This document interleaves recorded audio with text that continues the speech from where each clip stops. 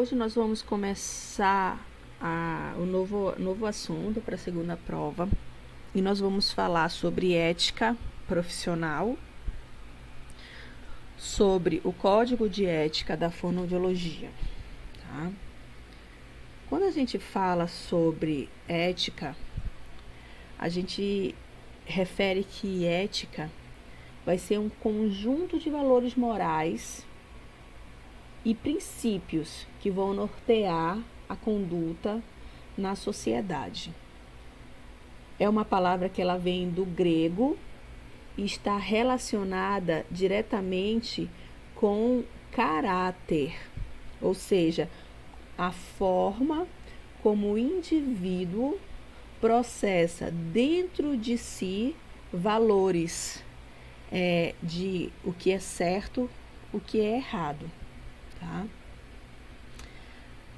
A ética ela é muito importante para uma sociedade. E quando eu falo aqui sociedade, eu falo tanto em âmbito a nível de municípios, estados, país, como eu também falo de sociedade dentro de uma família, de um grupo social, de um grupo de amigos e também dentro de um grupo profissional. Então, a ética ela vai promover um equilíbrio, um bom funcionamento entre esse grupo para que haja uma convivência harmônica. Tá? Então, a ética, ela, mesmo em alguns momentos, ela sendo confundida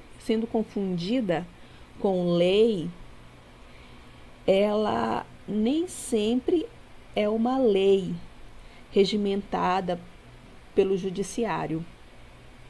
A ética, em sua essência, ela está relacionada com um sentimento de justiça social. Tá? A ética, ela é construída por uma sociedade com base nos valores históricos e culturais. Então, a ética de um povo, de um grupo ou de uma família, ela vai ter como principal base a sua história, a sua cultura, né? O que aquele grupo vivenciou até aquele momento para construir uma convivência entre si, saudável, correta e que seja justa para todos, tá? Na filosofia, na filosofia, o campo que se ocupa da reflexão sobre a moralidade humana recebe o termo de ética, tá? Então, ética está relacionado com o quê? Com moral. Moralidade os sentimentos e as ações que o indivíduo possui em manter dentro daquele ambiente sentimentos e situações corretas que vão agradar a todos em uma vivência harmoniosa. Quando eu falo em agradar, eu não estou falando de coisas supérfluas. Eu vou aqui permitir que seja feito tal situação para agradar o fulano. Não. Quando eu falo em agradar em termos de ética, que é a acessibilidade de justiça para todos, tá? Como a gente falou lá no slide anterior. Então, esses dois termos, ética e moral, têm significados muito próximos, tá? Por quê? Porque elas vão referir conjunto de princípios ou padrões de conduta que regulam as relações dos seres humanos com o mundo em que vive. Ética e moral estão relacionadas diretamente com a conduta individual de cada ser. Ética e moral andam juntas, ok? No entanto, nem todos que possuem ética, que têm que ter ética, normalmente pode ter moral. Mas como em muitos ambientes a ética está relacionada com obrigatoriedade legal, essa pessoa, mesmo não tendo condutas adequadas em determinados assuntos, ela é obrigada a fazer parte de um conjunto de ética para viver naquele ambiente. Nesse sentido, como ética ele é um assunto muito amplo, porque você vai ter vários tipos de éticas, dependendo do grupo em que você participa. Por exemplo, ética profissional. Cada grupo ele vai possuir o seu código de ética, as condutas que os indivíduos desse grupo devem possuir para que seja harmoniosa a convivência entre eles. Então, existem inúmeros códigos de ética para cada uma profissão. Tem a ética a níveis familiares, você tem um código de ética com seus familiares, você possui um código de ética com seus amigos, você tem um código de ética no trabalho. Cada empresa apresenta um código de ética diferenciado. Então, cada sociedade e cada grupo vai possuir seu próprio código de ética, tá? Então, a gente tem até um exemplo aqui na apostila. Por exemplo, sacrificar animais para pesquisa científica pode ser ético. Aqui no Brasil, um exemplo. No entanto, em outro país, essa mesma atitude que é permitida aqui no Brasil, ela pode ser desrespeitosa e pode ferir o código de ética daquele lugar. Tá? No entanto, o código de ética ele pode ser mudado. Hoje se estabelece um código de ética para a convivência na região norte. Tá? É permitido fazer pesca tanto para consumo próprio como para venda. Não existe critérios. Você pode pescar e vender. E depois de um tempo, foi observado que essa regra, esse código dentro dessa sociedade não era bom para o grupo. Por quê? Porque as pessoas começaram a pescar indiscriminadamente. Vendiam, exportavam sem controle algum. E começou a faltar o peixe para as famílias. Então, reuniram-se os responsáveis dessa região e eles definiram que não era mais permitido qualquer uma pessoa pescar para vender, que eram preciso ter regras para que todo mundo pudesse ter o seu alimento. Então, esse código dentro desse grupo foi mudado. Assim são os códigos de éticas, eles também podem ser mudados. Por quê? Porque aquele código foi importante para aquele grupo naquele momento. Mas, com o passar do tempo, já se observa que as condutas mudaram, que são novos momentos, que a região passa por novas situações. Então, aquele código ele pode ser retirado ou pode ser melhorado para que continue com a harmonia naquele ambiente. Tá? Então, dentro desses processos, cada sociedade, cada grupo vai criar o seu próprio código de ética. Tá? E existe também os códigos de éticas dentro de pesquisas relacionados com a academia, com pesquisas para desenvolver uma sociedade, tá? E ela vai ser chamada de pesquisas biológicas.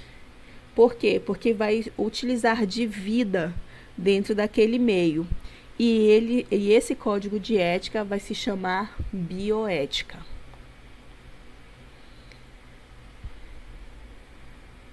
Além dos princípios gerais que vão nortear o bom funcionamento social, também tem a ética de determinados grupos ou locais específicos, como eu falei anteriormente, tá?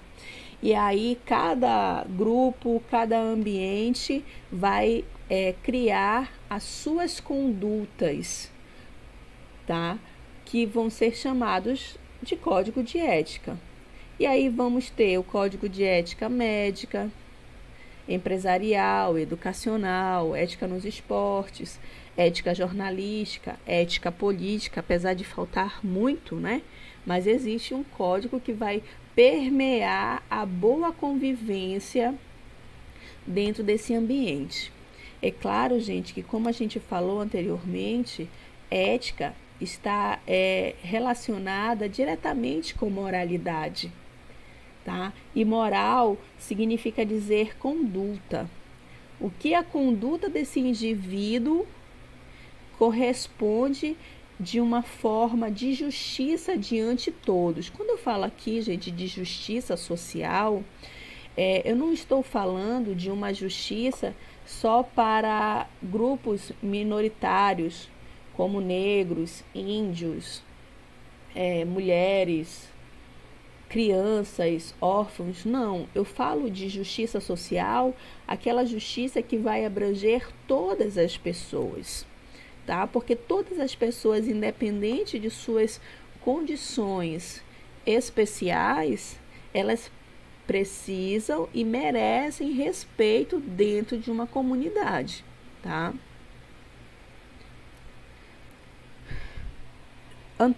Sendo antagônico à ética, vamos ver aí a antiética, que é uma pessoa que não segue a ética, o código dessa sociedade, desse grupo a que ele pertence. Então, esse ato praticado por esse indivíduo vai ser chamado de antiético.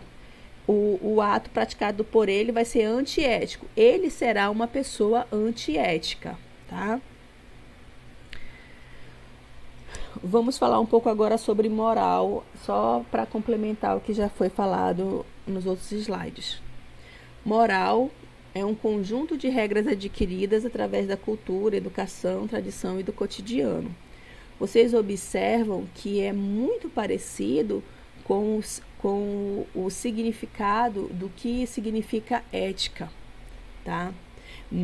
E ela também está relativa a costumes. No entanto, a ética, gente, ela pode ser um fator que vai ser exigido um cumprimento legal dependendo do grupo que ele participa.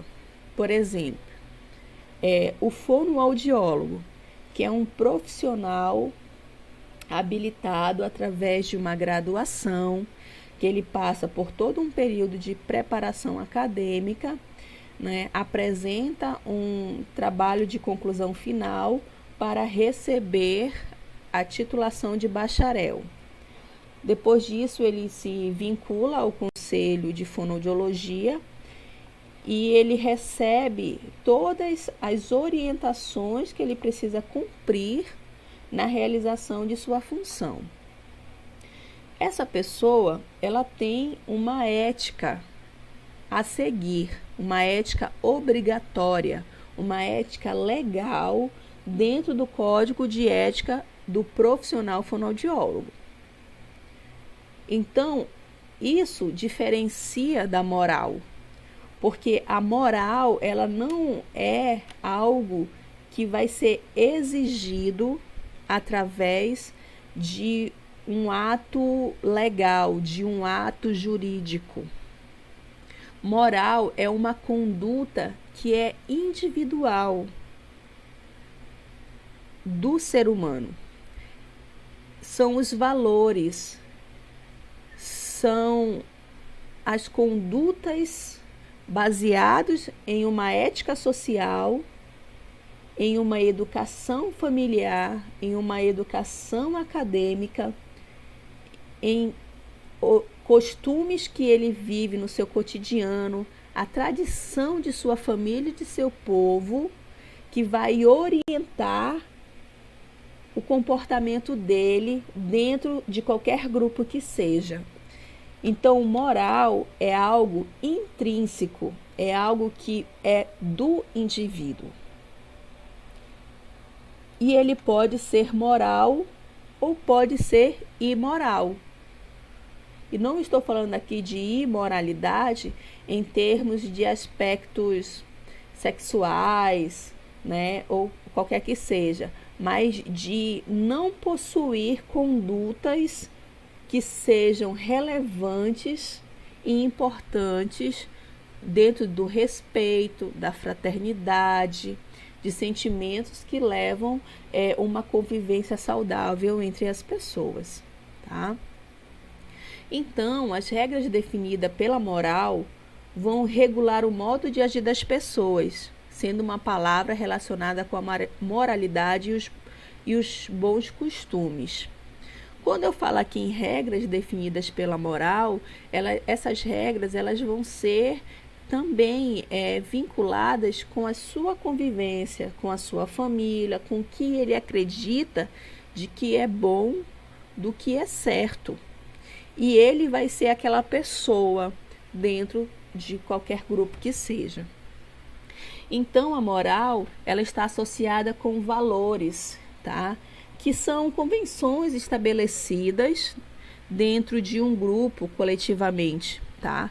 Ou então de uma sociedade, ou mesmo de uma consciência individual do próprio ser. Por exemplo, o indivíduo ele recebe uma educação familiar, vamos dizer assim, que possa talvez até ser mais equivocada.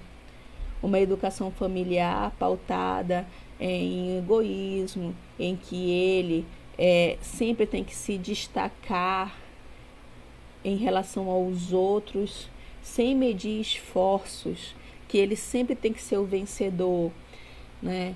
Não é uma educação que orienta ele a ser uma pessoa boa, caridosa, respeitadora com as mulheres ou com os homens. E aí essa pessoa ela cria o seu primeiro comportamento baseado em sua família. E aí ele vai, né, para o meio acadêmico. E dentro desse meio acadêmico, ele observa que existem particularidades que vão de encontro com os valores familiares com que ele aprendeu. E aí ele começa a observar diferenças. Então, a partir desse momento, esse indivíduo, ele passa a possuir e a buscar uma consciência individual dentro da associação desses valores. O que a minha família ensinou, o que a academia me ensina. E aí ele vai ter uma consciência, ele vai ter conhecimento para que ele possa distinguir o que ele precisa manter e o que ele pode mudar e melhorar. Sempre respeitando o quê? O indivíduo, respeitando o outro. Que o limite de cada um acaba quando começa os direitos de outras pessoas, tá? Então, os princípios morais como honestidade, bondade, respeito, virtude, eles vão determinar sentido moral de cada indivíduo, tá? Esses são valores universais, tá? Em algum momento da sua vida, alguém vai te ensinar esses valores. Ou os seus pais, ou os seus avós, ou um amigo, uma tia, a professora, a escola. Mas esses princípios, esses valores, eles vão permear a conduta humana. Por quê? Porque é através desses valores que se observa que se pode ter uma relação saudável, harmoniosa e feliz em uma sociedade, em um grupo. Por quê? Porque nós todos somos diferentes. Então, se nós somos diferentes, nós temos que ter o quê? Virtudes, condutas parecidas e iguais para que possamos viver harmoniosamente. Vamos falar agora um pouco sobre bioética.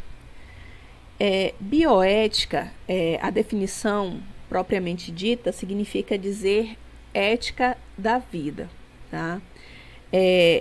Esta é a ciência que tem o objetivo de indicar os limites e as finalidades da intervenção do homem sobre a vida, identificar os valores de referência racionalmente disponíveis, e denunciar os riscos das possíveis aplicações. O objetivo da bioética é estabelecer regras para que se possa realizar pesquisas científicas utilizando a vida, principalmente a vida humana, para que não haja exageros, para que não haja mortes indiscriminadas ou mesmo condutas que podem denegrir e prejudicar a vida. Tá? E aí, como eu falei, principalmente a vida humana, mas não somente a vida humana. E aí você entra a vida dos animais, a utilização dos recursos naturais, como água, plantas, entre outros, minérios. Então existe toda uma ética baseada dentro dessas pesquisas científicas para que sejam utilizadas limites e finalidades dentro de regras para que não haja prejuízo. Tá? Então, a bioética ela é entendida como uma ética aplicada à vida em um contexto social, ok? Para nortear as condutas terapêuticas e a tomada de decisão frente aos dilemas éticos presentes nas diversas áreas de atuação dos profissionais de saúde. A partir dessas pesquisas realizadas nesses grupos, surgem as condutas éticas que devem e precisam ser vivenciadas em cada grupo desse. Tá? O dilema ético está permeado pela cultura, filosofia e pelos valores que baseiam as mesmas. A pluralidade dos diferentes contextos culturais de uma sociedade, que são constituídas de indivíduos que hierarquizam seus valores de maneira singular, baseados pela autonomia, permite constantes indagações sobre as questões que envolvem a vida e principalmente sua terminalidade. Então, dentro desses códigos, vai surgir os seus dilemas. Será que realmente essa conduta ela é importante para esse grupo? Será que esse código criado aqui, ele realmente respeita os limites e os deveres de cada indivíduo? Então, dentro dos códigos de éticas, sempre vai existir os dilemas, que é baseado o quê? Nas suas crenças, na sua moral, porque algumas pessoas concordam com algumas condutas e outras não, e elas precisam, às vezes, cumprir com aquele código. Então, isso vai gerar o quê? Um dilema, um questionamento acerca da praticidade desse código.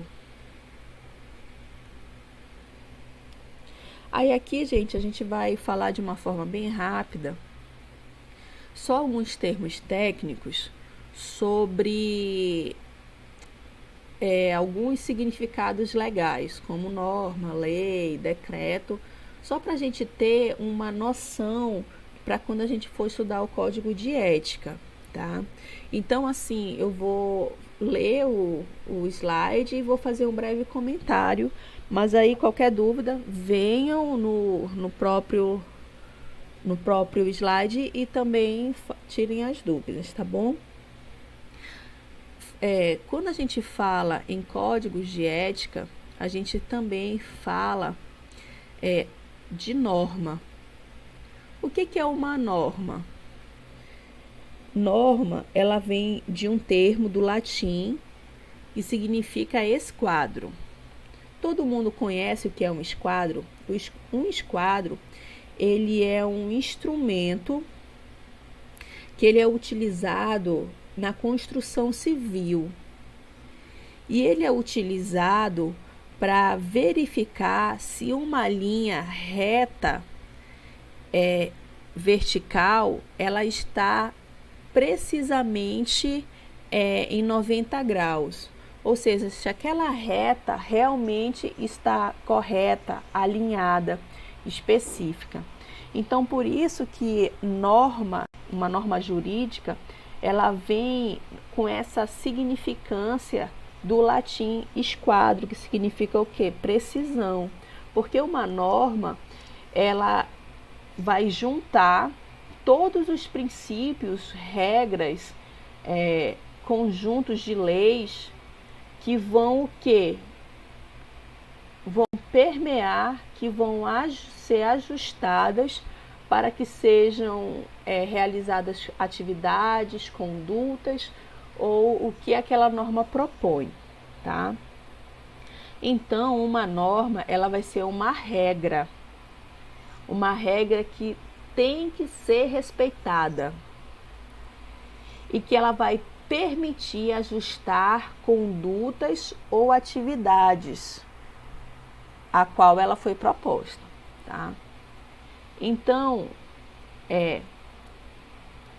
lei são conjuntos de regras de uso relativas às características de um produto ou de um método, compiladas com o objetivo de uniformizar e garantir o seu modo de funcionamento e a segurança, ou seja, aquilo que é de uso geral. Dentro da lei, vai ser criado um conjunto de regras, ou seja, um conjunto de normas que elas vão orientar e ditar como deve funcionar aquela atividade, aquele assunto que está sendo abordado dentro dessa lei. E uma lei, ela tem um valor legal, um valor jurídico, e que ela precisa, obrigatoriedade cumpri-la e segui-la, tá? Aqui a gente já vai observar que a lei, ela vai fugir da questão de moralidade, de moral. Moral está relacionado com a conduta que o indivíduo possui e com o seu entendimento sobre o que é certo e o que é errado, baseado em sentimentos como respeito, fraternidade, igualdade, tá? A moralidade, ela não é um fator obrigatório por lei. A pessoa, ela nasce moral ou ela pode adquirir moralidade conforme o seu desenvolvimento e baseados nos seus grupos a que estão perto. Ética, ela tem tanto um valor legal, quanto ela também tem um valor moral, que também deve ser seguido, tá? Então, gente, lei é um princípio, um preceito, uma norma, como eu já tinha dito, que vai estabelecer regras. E essas regras, elas precisam ser seguidas, porque elas são um ordenamento, ou seja, ela é uma ordem, uma obrigatoriedade, tá? No âmbito do direito, A lei, ela é uma regra tornada obrigatória pela força coercitiva do poder legislativo, tá? Em âmbitos federais, quem cria a lei é o poder legislativo, tá? No âmbito constitucional, as leis, elas são normas que vão ser produzidas pelos estados, que vão ser emanadas do poder legislativo daquele estado e vai ser promulgadas pelo presidente da República. Isso a gente fala de leis que regem um estado, um município ou a federação de uma forma geral. Em termos científicos, lei é uma regra que vai estabelecer uma relação constante entre fenômenos ou entre fases de um mesmo fenômeno. Isso vai se dar através da observação sistemática. A lei, ela descreve um fenômeno com certa regularidade. No sentido científico, a lei, ela vai estar relacionada com o quê? Com parâmetros que devem ser seguidos ou pelas pesquisas científicas ou pelas condutas de cada conselho, de cada órgão que vai viabilizar as condutas que devem ser seguidas pelos seus profissionais.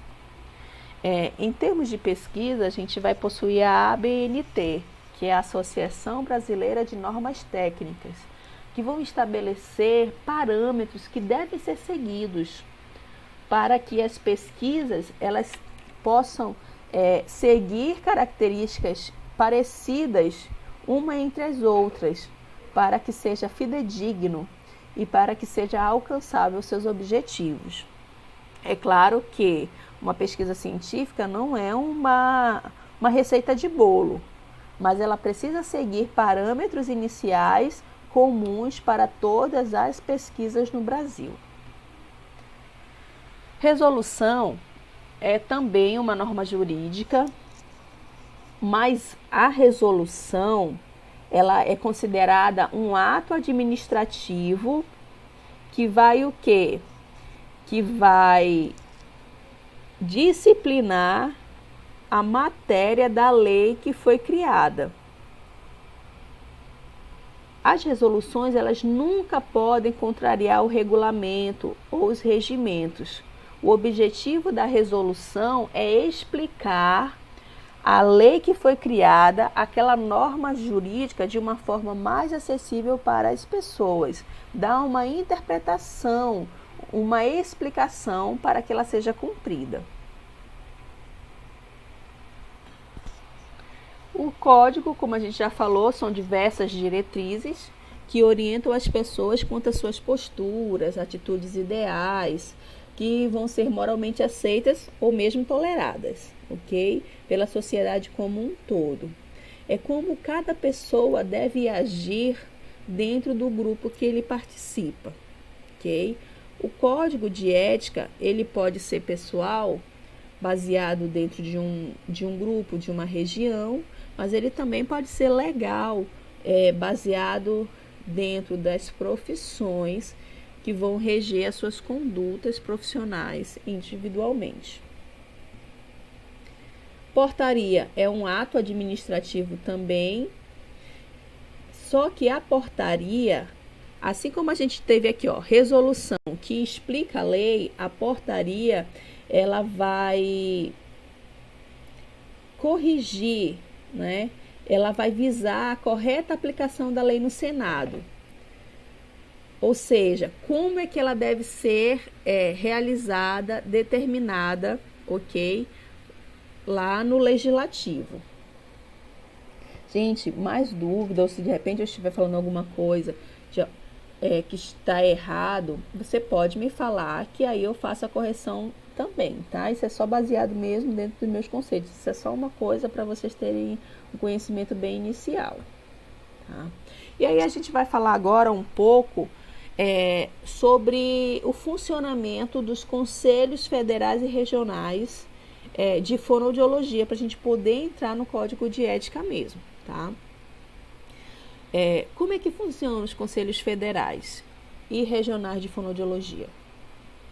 O Conselho Federal só existe um, tá? Como funciona o Conselho Federal e os regionais de fonoaudiologia? Porque só existe um Conselho Federal e existem 9 conselhos regionais distribuídos no Brasil.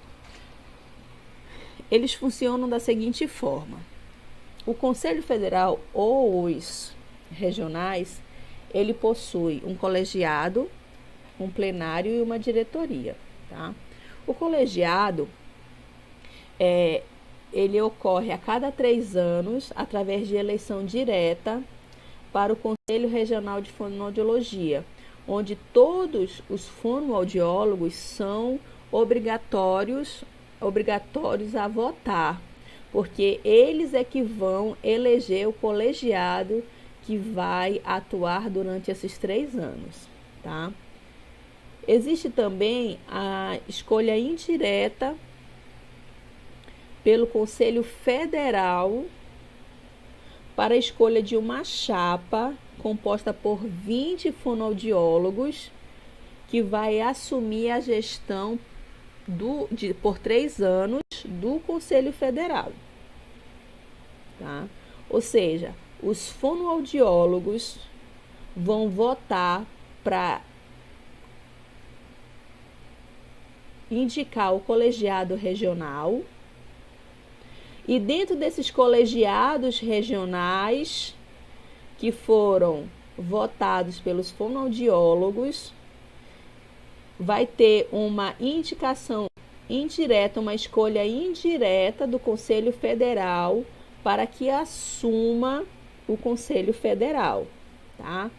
Vai ser 10 membros efetivos e 10 membros suplentes, totalizando 20 fonoaudiólogos. Plenário. Os 10 membros efetivos vão compor o plenário, que vai ser o órgão deliberativo e soberano desses conselhos. Esses membros, eles vão se reunir pelo menos, no máximo, a cada 3 meses, em sessões que eles vão chamar de reuniões ordinárias. E elas vão discutir as principais diretrizes do conselho, ok? Outro grupo que existe de gestão para funcionamento dos conselhos é a diretoria. Essa diretoria, ela vai ter em todos os níveis, tanto no federal como nos regionais. Na realidade, assim, os 3, tá? A gente vai ter tanto no federal quanto nos regionais. A diretoria, ela é composta por 4 conselheiros efetivos, escolhidos pelo plenário, que vão assumir as funções de presidente, vice-presidente, secretário e tesoureiro. Essa diretoria tem como principal função representar legalmente o conselho. O que significa dizer que essa diretoria vão ser aquelas pessoas que vão estar mais ativos dentro das regionais para estar verificando os assuntos que chegam até eles, tá? Principalmente presidente, vice-presidente, secretário e tesoureiro, que são as pessoas que vão estar mais atuando dentro dele, mas dentro das regionais vai ter um plenário, tá? Que eles vão se reunir em intervalos de no máximo de 3 meses, tá? Em reuniões, e o colegiado, que vai ser o composto de 20 fonoaudiólogos, tá? Como funcionam ainda? Aí tem as comissões, né? As comissões são formadas por conselheiros, que são auxiliares do plenário e da diretoria, e elas vão possuir finalidades específicas, tá? Ou seja, ela vai criar comissões que vão ser de acordo com a necessidade de cada região. Mas dentro dessas comissões, 3 são obrigatórias, que é a comissão de ética, para estar avaliando os casos, né, de ética ou antiética que vão estar ali permeando o grupo, comissão de orientação e fiscalização e comissão de tomadas de conta, tá? Por quê? Porque essas regionais, elas vão fiscalizar os ambientes que o fonoaudiólogo trabalha, para verificar se esse fonoaudiólogo ele está dentro dos preceitos legais para atuar como profissional habilitado, tá? Assessorias são desempenhadas por profissionais e empresas habilitadas e competentes para exercerem atividades específicas junto ao conselho, como assessoria jurídica, contábil, imprensa, informática. Por quê? Dentro daquela comissão desse colegiado, são 20 fonos, todos são fonoaudiólogos. Só que dentro de um conselho, é como se fosse um setor administrativo, uma empresa. Então, eles vão precisar contratar assessorias específicas para estar ajudando nos desempenhos do conselho como um todo. Por exemplo, assessoria jurídica. Um fonoaudiólogo ou uma empresa é denunciada porque contratou um profissional que não é fonoaudiólogo, tá?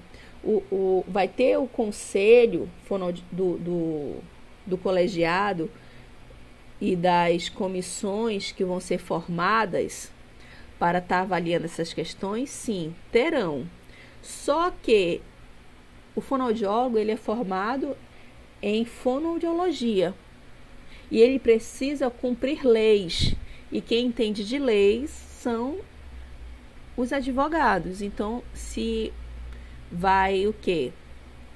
Contratar uma assessoria jurídica para que haja isso, tá? Esse aconselhamento acerca desses casos, para que tenha uma situação justa da análise que está sendo feita.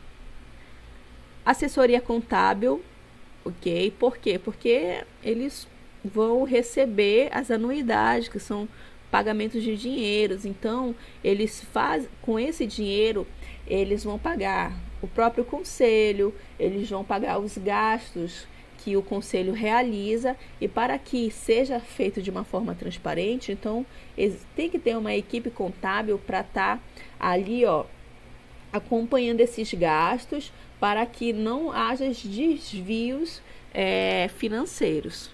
Comunicação, imprensa, que é justamente para que haja as informações nas mídias, para que os fonoaudiólogos sempre estejam atentos. Então, isso vão se criando essas assessorias, tá? Dentro dos conselhos tem os funcionários administrativos, que eles não são necessariamente fonoaudiólogos, tá? E aí eles vão ser contratados através de concurso público. Por exemplo, no setor administrativo, você vai contratar uma pessoa que seja de administração. Você não pode colocar um fonoaudiólogo para ter uma atividade administrativa, porque você vai ter desvio de função. E assim sucessivamente, né? Agora, os fiscais do Conselho Regional são fonoaudiólogos, porque eles vão fiscalizar as funções de outros fonoaudiólogos, tá? E quais vão ser as atribuições dos sindicatos de fonoaudiologia? O sindicato é uma pessoa jurídica de direito privado. Tem como finalidade a defesa dos interesses de quem se afilia a ele. Os sindicatos, eles não são uma obrigatoriedade legal. É um grupo de pessoas que se reúnem e criam uma pessoa jurídica, e elas se propõem a lutar pelo direito de uma classe profissional. Aí os profissionais dessa classe vão lá e se filiam, ok?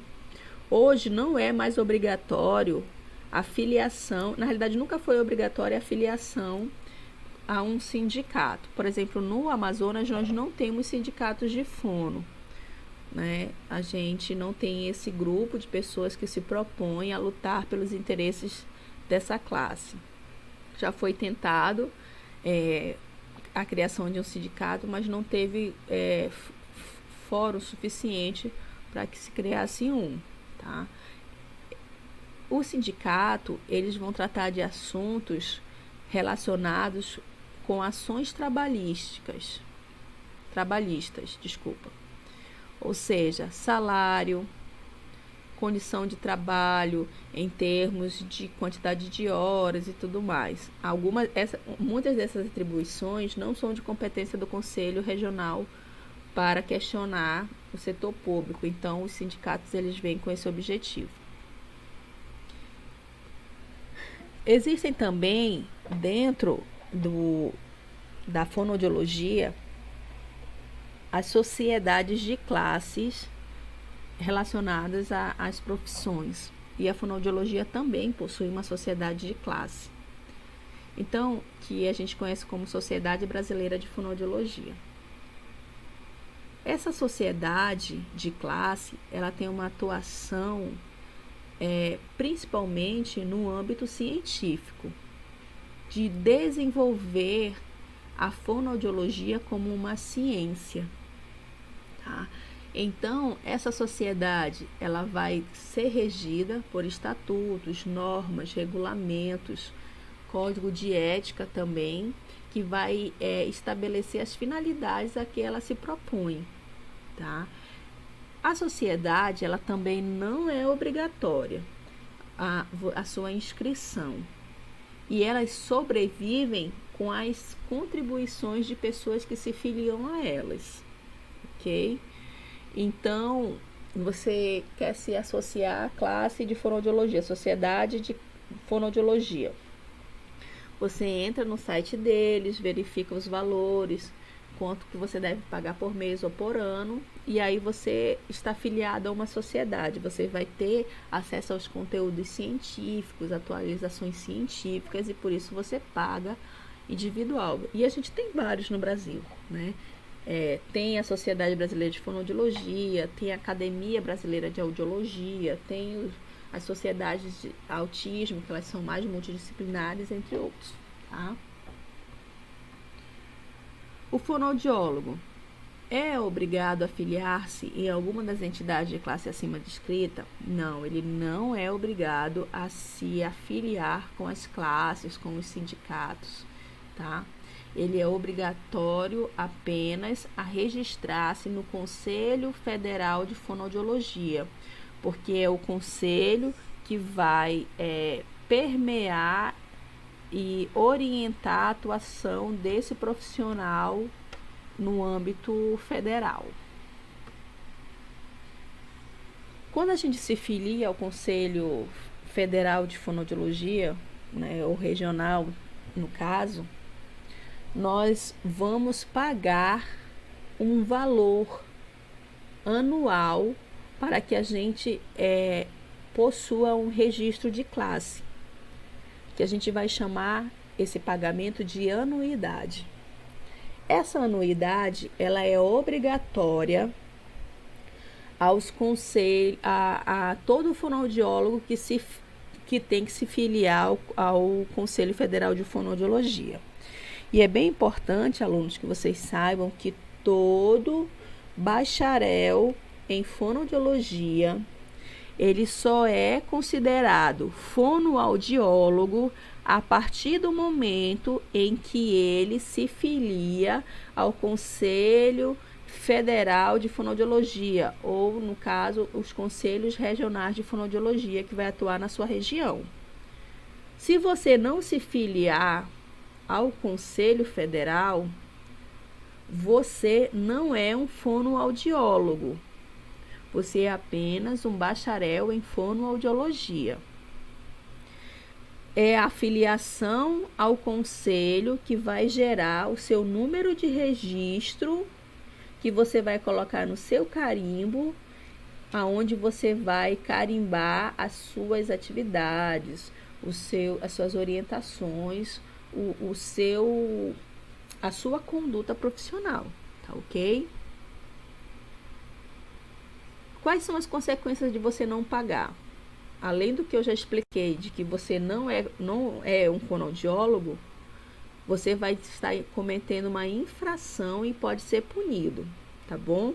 E aí nós temos as regras de infração disciplinar, tá? Que pode chegar até você, no grau mais elevado, você pode perder mesmo, se você não pagar anualmente a sua anuidade obrigatória, você pode perder o seu registro e não poder mais atuar, ok?